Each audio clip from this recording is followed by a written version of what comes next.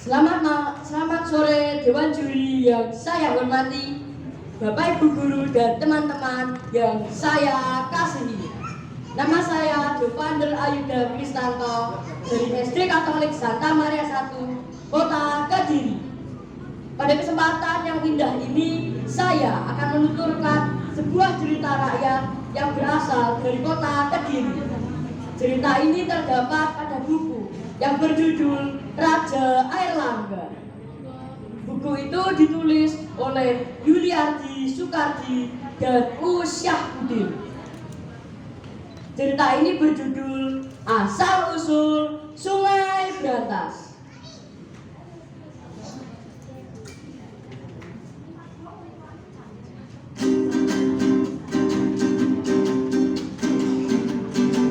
Ini kisah zaman dulu, kisah dari kota Tangguh. Sungai Brantas indah selalu, Kediriku tetap di hatiku, Kediriku tetap di hatiku.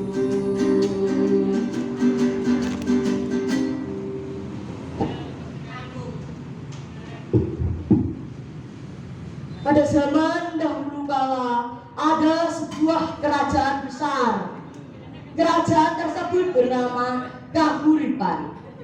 Kerajaan Kahuripan dipimpin oleh seorang raja yang bernama Prabu Airlangga. Prabu Airlangga berasal dari Pulau Bali. Ia adalah anak dari raja kerajaan Bali. Di masa pemerintahan Prabu Airlangga, kerajaan Kahuripan merupakan kerajaan yang damai dan makmur. Prabu Airlangga hanya memiliki satu anak saja dari permaisuri. Anak itu adalah seorang putri yang bernama Sanggrama Wijaya.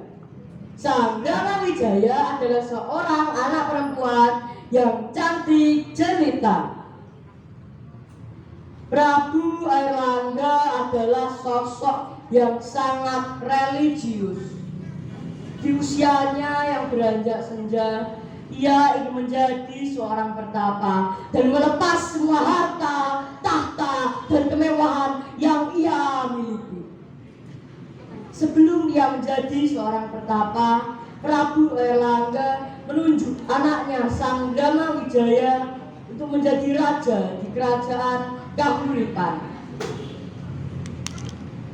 Anakku, Putri Sanggrama Wijaya, ayahmu sudah tua, nak. Ayah ingin kamu menjadi raja di kerajaan Kahuripan. Ampun, beribu ampun, ayahanda. Tapi hamba sama sekali tidak memiliki keinginan untuk menjadi seorang raja. Izinkan hamba untuk menjadi seorang pertapa. Sanggrama Wijaya menolak permintaan ayahnya. Ia lebih memilih untuk menjadi seorang pertapa di kaki Gunung Klotok di Goa Selomangleng. Pada saat ia menjadi seorang pertapa, Sanggrama Wijaya mengubah namanya menjadi Dewi Dili Suci. Prabu Airlangga akhirnya berpikir untuk menyerahkan tahta kerajaan Kahuripan kepada putra dari selirnya.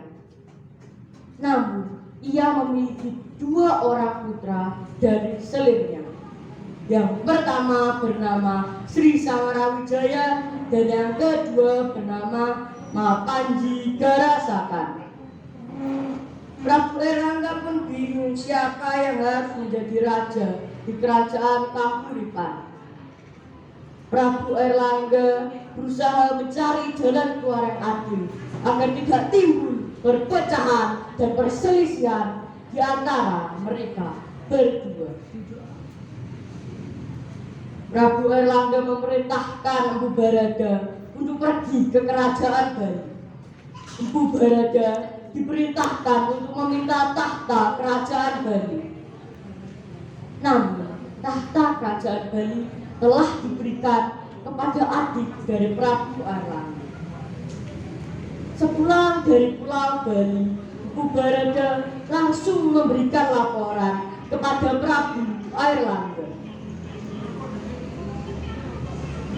Tahta milik Ayahanda Prabu Airlangga telah diberikan kepada adik dari Prabu Airlangga yang bernama Anak Wungsu. Tak apa-apa, Bapakku. Terima kasih, Bapakku sudah melakukan apa yang kuminta.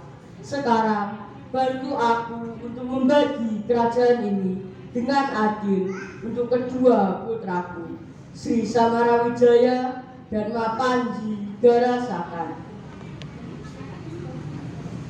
Baiklah, Baginda Raja, bagaimana kalau hamba yang membagi kerajaan Kahuripan ini menjadi dua bagian sama besar? Itu lebih baik, Bapakku. Tapi bagaimana cara Bapakku membagi kerajaan Kahuripan ini menjadi dua bagian sama besar? Serahkan semuanya pada hamba, Baginda Raja. Hamba yang akan mengaturnya. Baiklah, Bapakku, kuserahkan semua persoalan ini kepada Anda. Keesokan harinya, Empu Barada langsung menjalankan tugas untuk membagi dua kerajaannya. Empu Barada terbang dengan membawa kendi yang berisi air dari langit. Ia menumpahkan air dari dalam kendi itu di tengah-tengah kerajaan Kahuripan. Dan ajaibnya, air yang menyentuh tanah langsung membentuk sungai yang luas dan memiliki aliran yang deras. Sekarang sungai itu bernama Sungai Brantas. Prabu Airlangga bertitah, bagian kerajaan sebelah timur sungai aku serahkan kepada putraku Mapanji Garasakan, dan kerajaan itu aku beri nama Kerajaan Jenggala. Sedangkan bagian barat sungai aku serahkan kepada putraku Sri Samarawijaya, dan kerajaan itu aku beri nama Kerajaan Panjalu atau Kadiri. Setelah selesai dengan penyerahan kekuasaannya, Prabu Airlangga langsung meninggalkan kerajaan Kahuripan dan menuju ke Pucangan untuk menjadi seorang pertapa. Pada saat ia menjadi seorang pertapa, Prabu Airlangga mengubah namanya menjadi Maharsi Gentayu. Pada saat beliau meninggal, jasadnya dimakamkan di lereng Gunung Penanggungan sebelah timur. Demikianlah cerita asal-usul Sungai Brantas. Pesan moral yang dapat kita ambil dari cerita ini adalah dalam menjadi seorang pemimpin, kita harus menjadi pemimpin yang adil dan tidak terburu-buru dalam mengambil keputusan. Dan jika kita mendapat suatu masalah, kita tidak boleh tergesa-gesa dan menjadi panik. Dan jika kita tidak dapat menyelesaikan suatu masalah sendiri, cobalah meminta saran kepada orang lain yang lebih mengerti.